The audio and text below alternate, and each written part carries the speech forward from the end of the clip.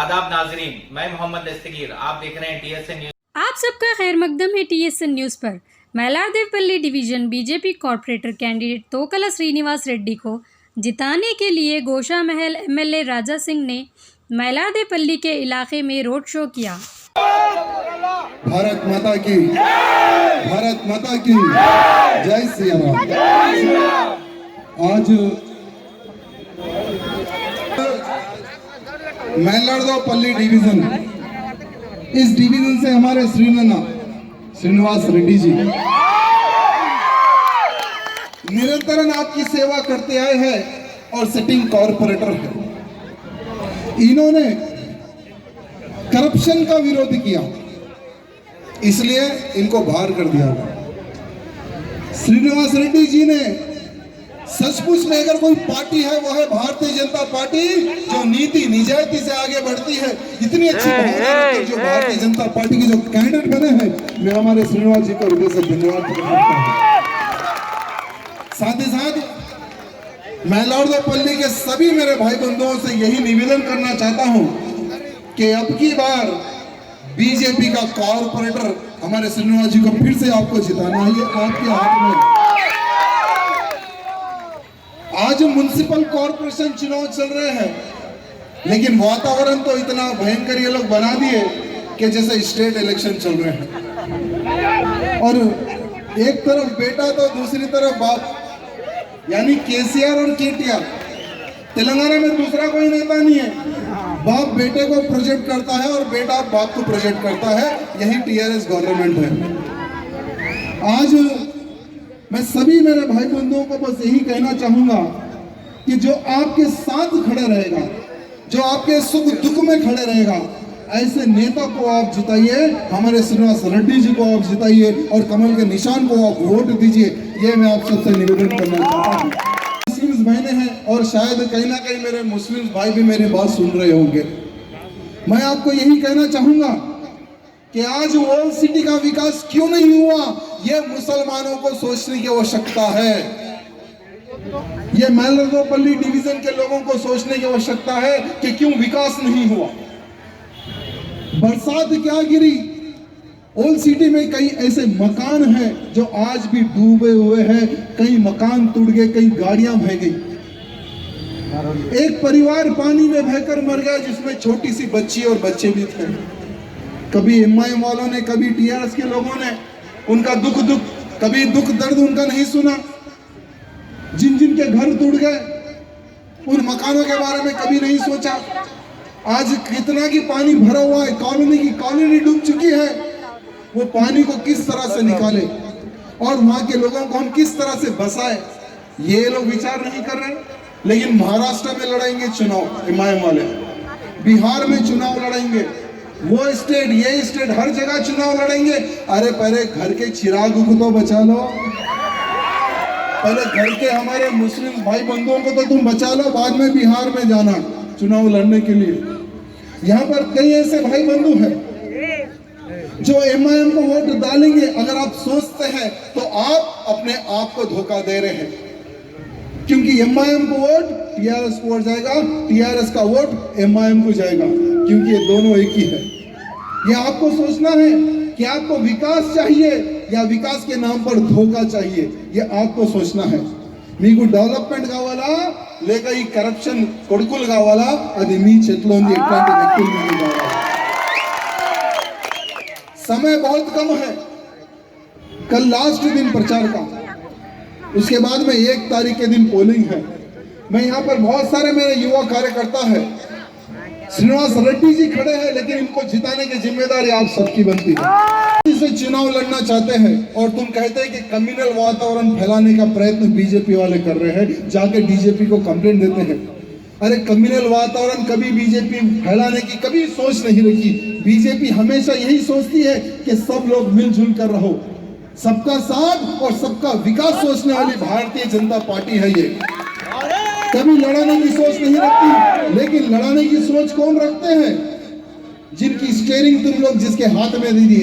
ఆయన చెప్పిండు కదా గతంలో, అరే కార్ వాళ్ళ కంటే స్టీరింగ్ ఏదో మా చేతిలో ఉంది, कार उनकी तो स्टीयरिंग हमारे हाथ में है, तो जो लोग स्टीयरिंग हाथ में है जो बोल रहे हैं ये लोग वातावरण खराब करने का प्रयत्न कर रहे हैं, पहले उनको अंदर डालो आप लोग।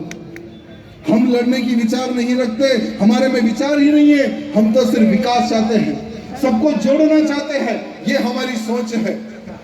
एक नेता कहता है कि हम समाधियां तोड़ देंगे, पीवी नरसिम्हा राव जी की, एनटी रामाराव की, अरे तोड़ने से क्या वोट मिलेगा? क्या वोट जोड़ने से मिलेगा।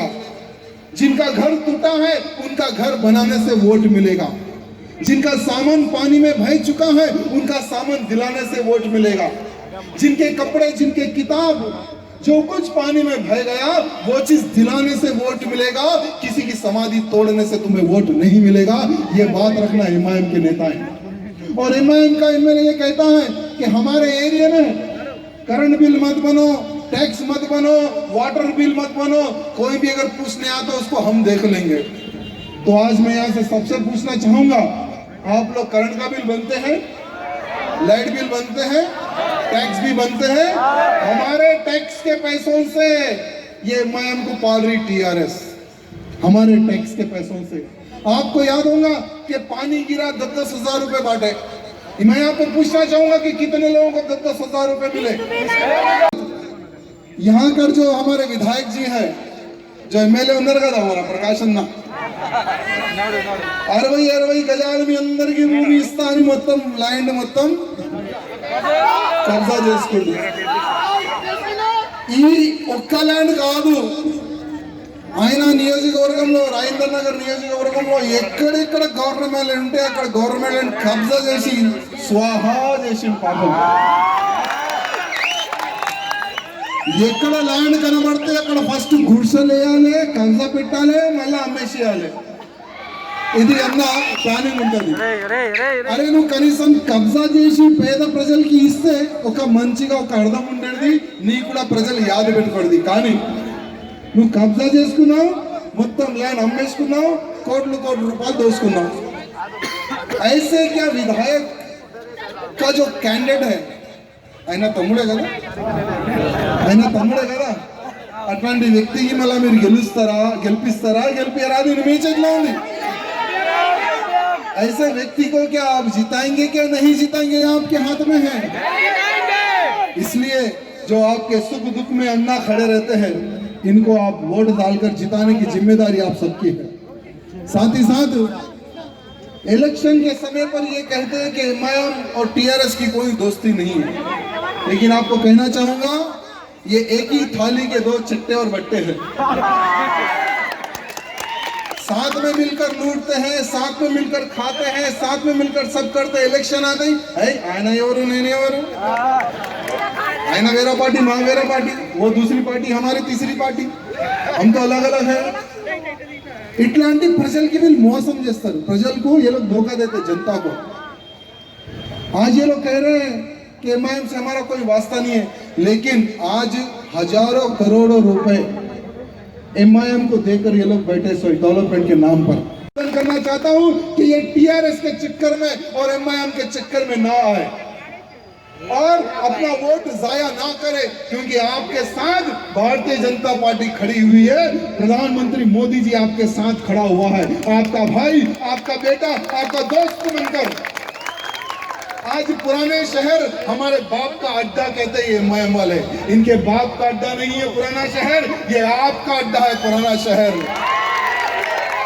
आज मुसलमानों की भलाई के लिए प्रधानमंत्री मोदी जी ने ट्रिपल तलाक बिल लाकर कितनी हमारी माँ बहनों की इज्जत बचाई.